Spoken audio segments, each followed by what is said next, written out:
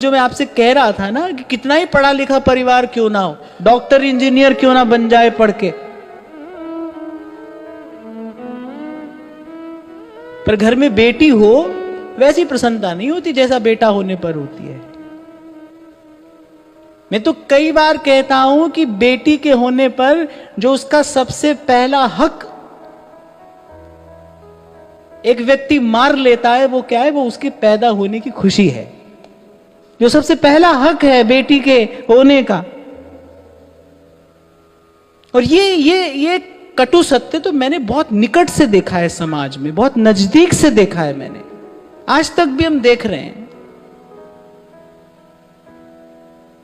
पुत्र क्या करेगा? बोले हमारा वंश आगे बढ़ाएगा।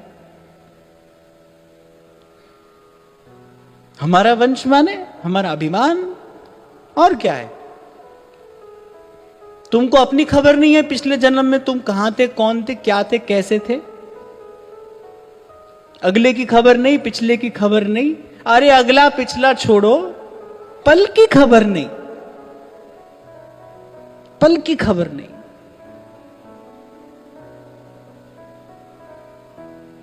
अब मुझे समझ में आती है संतों की बात।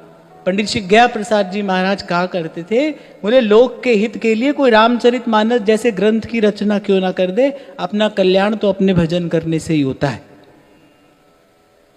स्वामी रामसुखदास जी महाराज अपने जीवन के अंतिम दिनों में कहते थे, आज तक हमको लगता था कि हमारी बात से शायद किसी का कल्याण हुआ होगा, पर अब हमको लगता है भाई नहीं, हमारी बात से अगर कल्याण हो सकता है तो हमारा ही हो सकता है और किसी का नहीं हो सकता है।